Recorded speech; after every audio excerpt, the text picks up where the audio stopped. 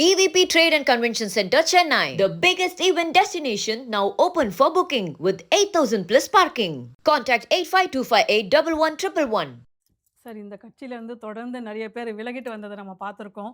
இன்னைக்கு வந்து தஞ்சாவூர், கும்பகோணம் நிர்வாகிகள் கிட்ட வந்து தோல்விக்கான காரணம் பத்தி ஒரு கூட்டம் நடந்திருக்கு. அதுல அந்த நிர்வாகிகள்லாம் திரு எடப்பாடி அவர்கள் கிட்ட, நம்ம திரும்ப வந்து டிடிவிய வந்து அதிமுகவுல சேர்த்துக்கணும். அப்பதான் கட்சி வந்து நல்லா வளரும். டெல்டா மாவட்டத்திலயும் இழந்த நம்ம கட்சியோட இத வந்து மீட்டெடுக்கலாம் அப்படின்னு சொல்லியிருக்காங்க.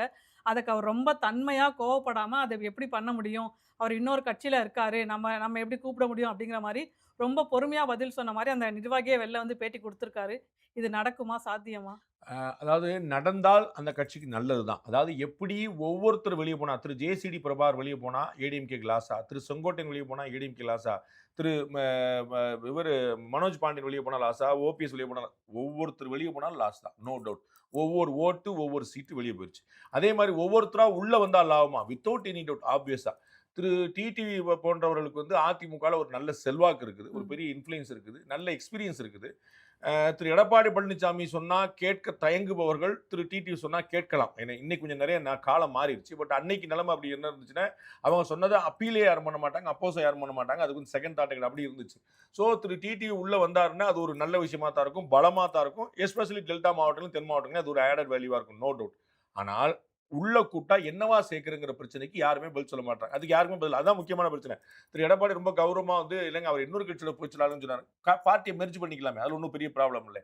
பார்ட்டியை மெர்ஜ் பண்ணிக்கலாம். அம்மா மக்கள் முன்னேற்ற கழகத்துக்கும் அண்ணா திராவிட முன்னேற்றத்துக்கும் கரவேட்டி வரைக்கும் எந்த வித்தியாசமும் கிடையாது. அங்க வந்து அண்ணா படம் இருக்கும், இங்க ஜெயலலிதா படம் இருக்கும், வேற எதுவுமே கிடையாது. ஸோ வந்து அதுல வந்து பெரிய ப்ராப்ளம் இல்லை, டெக்னிக்கல் ப்ராப்ளம் இல்லை, லீகல் ப்ராப்ளம் இல்லை. ப்ராப்ளம் என்ன இருக்குன்னா, in what way you will accommodate அப்படிங்கிற ப்ராப்ளம் இருக்குது. அப்போ வந்து திரு ஓபிஎஸ் அவர்கள் உள்ள இணைஞ்சு திரும்ப வந்தபோது பார்த்தீங்கன்னா, மொத்தமா சிஸ்டத்தை மாற்றி அமைச்சிட்டு ஒருங்கிணைப்பாளர் அப்படின்னு ஒன்று போட்டு கொடுத்தாங்க, டெபுட்டி சிஎம் ஒன்று போட்டு கொடுத்தாங்க. அப்போ அவரில் ஒரு காம்பன்சேஷன் நடந்துச்சு. இங்கே அவர் வந்தாருன்னா ஏடிஎம்கேல என்னவா இருப்பாருன்னு பார்க்கணும். அவர் வந்து துணை பொதுச் செயலாளர் இருந்தபோது அவருக்கு கீழே இருந்த டீம்ல இருந்தவர் திரு எடப்பாடி பழனிசாமி. உங்களுக்கு புரியுங்களா? அவருடைய டீம்ல அன்னைக்கு தேதிக்கு தலைமை நிலைய ஒருங்கிணைப்பாளராக இருந்தவர். இதற்கு முன்னாடி திரு வேலுமணி அவர்கள் இருந்த போஸ்ட்.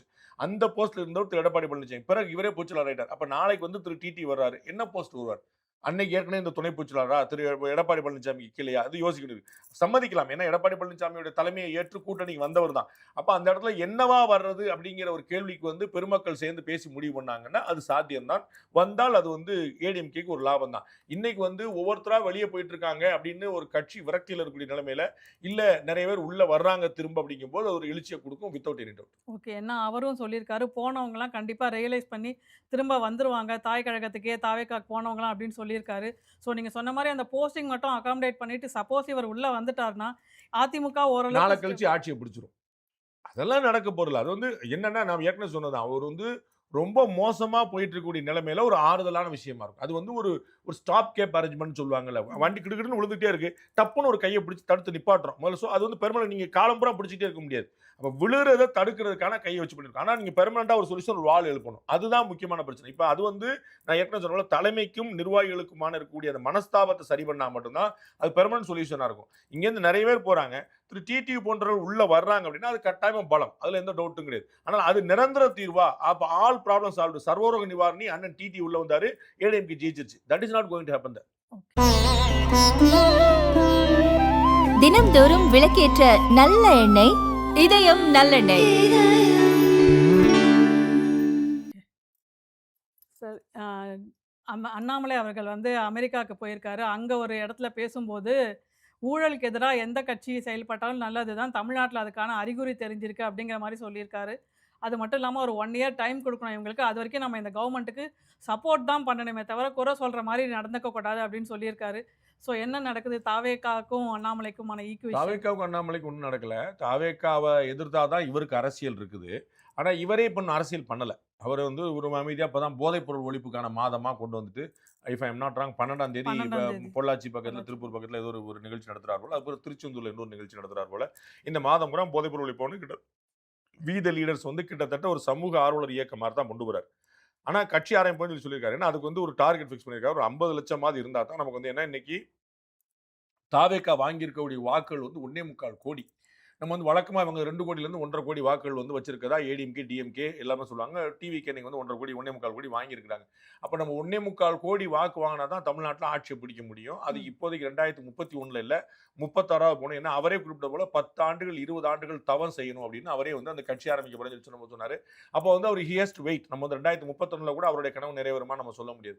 அப்ப வந்து அவருக்கு பேசிக் ஃபர்ஸ்ட் ஸ்டெப் ஆஃப் இது விஷயமா என்ன வச்சிருக்காருன்னா 50 லட்சம் அப்படிங்கிற வச்சிருக்காரு. அப்ப அந்த 50 லட்சம் வர்ற வரைக்கும் அரசியல் செய்யறதுல ஒரு பெரிய அர்த்தம் இல்ல. அது வந்து எல்லா குட்டி கட்சியிலும் இருக்கிற மாதிரி உங்களுக்கு தெரியும். இன்னைக்கு வந்து கிட்டத்தட்ட 20 லட்சத்தை நெருங்கி அந்த வந்திருக்காங்க. இன்னும் 20 லட்சம் தொடல நினைக்கிறேன். 19 ம். லட்சம் சம்திங் இருக்குன்னு நினைக்கிறேன். ஆனா வந்து உங்களுக்கு தெரியும் கடந்த தேர்தலுக்கு முந்தின தேர்தல்ல பாராளுமன்ற தேர்தல்ல 2024ல நாம் தமிழர் கட்சி வந்து கிட்டத்தட்ட வந்து 35 லட்சம் வாக்குகளை வாங்கிச்சு. 35 லட்சம். அதுவே கிட்டத்தட்ட 7.5%. ஸோ வந்து 7.5% ஓட்டு வாங்கினதே வந்து 35 லட்சம்.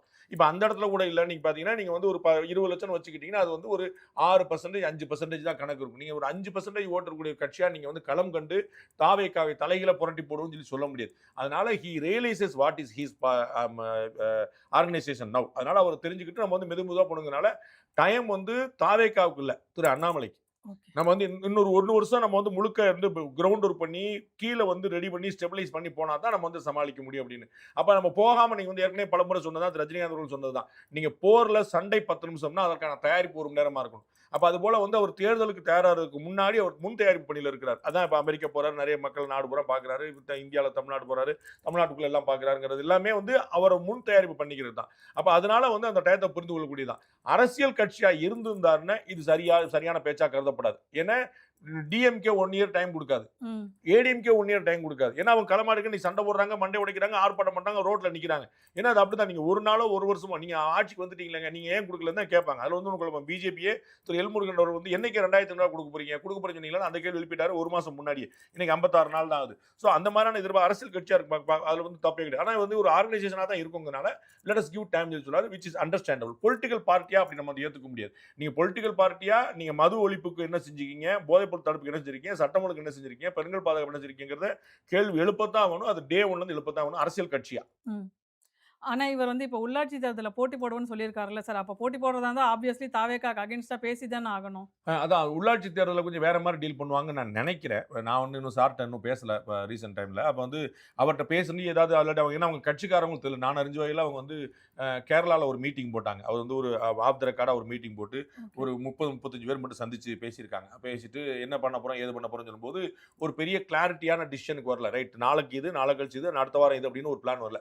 இந்த 50 லட்சம் சேர்ப்போங்கிறத ஒரே ஒரு பாயிண்ட்ல மட்டும் தான் நினைக்கிறாங்க. முதல்ல வந்து 50 லட்சத்துக்கு போங்க அப்படிங்கிற மட்டும் தான் இருக்காங்க. தவிர எந்தெந்த பார்ட்டில, எந்தெந்த டிசிஷன்ல, எந்தெந்த இஷ்யூல நம்மளுடைய பாலிசி என்ன அப்படிங்கிற முடிவுக்கு வரல அவங்க. அதிலே பல விஷயங்கள் இப்ப திருப்பரங்குன்றம்னு என்ன டிசிஷன் எடுக்கிறது. இதுல இன்னொரு கிளாரிட்டி வந்து அவங்க அந்த அமைப்புக்கு வரல. ம். அப்போ வந்து they are waiting for that. So அந்த மாதிரி ஒரு கணக்குக்கு வரணும்.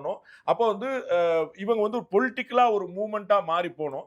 அது வரைக்கும் என்ன செய்வாங்க, லோக்கல் பாடியில போகும்போது நானா நினைக்கிறேன். லோக்கல் பாடியில போகும்போது அவங்க ஒரு அமைப்பா மட்டும் அன்அஃபிஷியலா எப்படி திரு விஜய் அவர்கள் செய்தது போல. திரு விஜய் அவர்கள் பார்த்தீங்கன்னா இது மாதிரி தான் ரசிகர் 2000 மன்ற மாற்றம். ஆமா. அவங்க வந்து நிர்வாகிகள வந்து பூரா அனுப்பி விட்டாரு. ஆனா வந்து யாரும் அஃபிஷியலா அனௌன்ஸ் பண்ணல.